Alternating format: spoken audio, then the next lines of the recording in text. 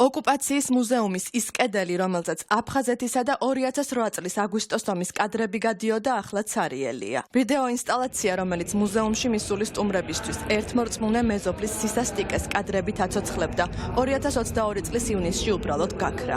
ოკუპაციის მუზეუმიდან აგვისტოს ომის კადრებისა და საბჭოთა ოკუპაციის სამსახველი მასალის გათიშვის მიზეზად მაშინ პროექტორის გაფუჭება დაასახელეს. ვიდეო ინსტალაცია, რომელიც 2008 წლის ომის კადრებს შეიცავდა და სუსტად გორის კადრებს, სადაც უცხოელი ჟურნალისტები დაიღუპნენ, სადაც ჩანს სტალინის მონუმენტი და გარდაცვლილი ჟურნალისტების გვამები.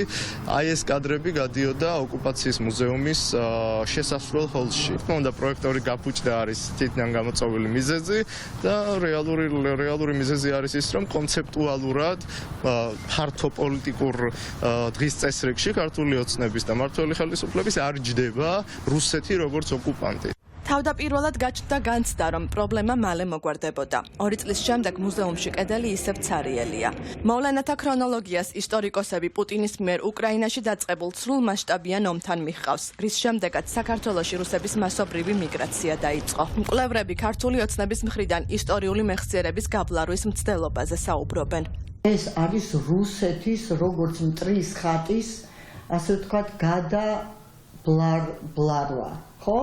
რომ ჩვენ თითქოს ვიცით, რომ რუსეთი არის მტერი, მაგრამ კონკრეტულად რა დაგვიშავა, რა, სად არის ამის ვიზუალური მასალა? გააქრეს ეს ინსტალაცია, შეიძლება როგორც ეჭვი, რომ ეს უკავშირდება რუსეთ-უკრაინის ომს და ამ რუსების რაღაც უკონტროლო შემოდინებას. ისტორიკოსები ფიქრობენ, რომ ქართული ოცნების მეხსიერების პოლიტიკა არასწორია და რუსეთის როგორც მტრის ხატის გაქრობა არ შეიძლება. მათ გონიათ, რომ თუ ჩვენ თავს ჩავყოფთ ქვიშაში და რაღაც ჩირგვებში ვისხდებით, ლოვა ვერ დაგვინახავს. ეს არის სრულიად მცდარი. ვლადიმერ პუტინს ერთადერთი რაც აჩერებს დღეს, რომ საქართველოში არ არის შემოჭრილი, ეს არის არა ჩვენი ხელისუფლების რაღაც მშვიდობის ყოფილი პოლიტიკის შედეგი, არამედ უკრაინის თავგანწირვის შედეგი. იმიტომ რომ იქ არის ახლა ჩაწოლილი პუტინის ჯარი. ევროპის მასშტაბით ყოფილ სოციალისტურ ქვეყნებში საბჭოთა ოკუპაციის, კომუნიზმის, კგბ-ს მუზეუმები, ასევე ოკუპაციის მსხვერპლთა ხსოვნის მემორიალები განსაკუთრებული მნიშვნელობისაა. მათ ყოველწლიურად ათასობით ადამიანი სტუმრობს და ქვეყნის ისტორიის მძიმე გამოცდილებას ეცნობა. საბჭოთა გავლენებისა და თანამედროვეობაში მათი ანარეკლების შესასწავლად ჩამოსული ამსტერდამელი მაგისტრი გვიყვება, რამდენად გაოცებული იყო, როდესაც მუზეუმში მიმდინარე ნანახი ვიდეო ინსტალაცია აღარ დახვდა. საბჭოთა ოკუპაციის მუზეუმში 2 წლის წინ ვიყავი, როდესაც საქართველოს ვესტუმრე. ამ ჩამოსვლისას კი ვნახე, რომ მუზეუმში ზოგიერთი ინსტალაცია აღარ არის. ეს ყველაფერი ნამდვილად უცნაურია ჩემთვის. ჩვენი კვლევის საგანი სწორედ საქართველოში საბჭოთა წარსულის გავლენის შესწავლაა. ძალიან უცნაურია, რომ ექსპონატები აქ გაქრა. საქართველოს ძალიან დიდი ისტორია აქვს. მე ბევრს ვსწავლობ ამაზე. ცხადია, საბჭოთა ოკუპაციის მუზეუმი ნამდვილად არის ტურისტების ინტერესის მთავარი ობიექტი. ფიქრობ, რომ წარსულ გამოცდილებაზე თქვენ უნდა ჩვენოთ მაქსიმალურად ბევრი, იმდენად ბევრი, რამდენადაც ეს შესაძლებელია. ოკუპაციის მუზეუმს სკოლის მოსწავლეები ხშირად სტუმრობენ. ეს 2008 წლის შემდეგ დაბადებული თაობაა. აგვისტოს ომზე მხოლოდ გადმოცემით სხვადასხვა წყაროებიდან იციან. დღეს მუზეუმში მოსულ მომავალ თაობას პუტინის სისასტიკის სამსახველი სტენსილი არ უნახავს. გაურკვეველია ისიც ოკუპაციის მუზეუმში ომის სისასტიკის სამსახველი არქივი ოდესმე დაბრუნდება თუ არა.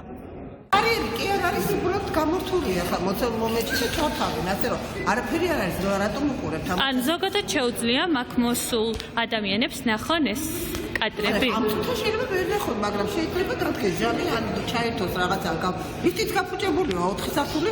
რამდენი ხანია რაც არ არის? რა ეს ას თუ ისე დიდი ხანია.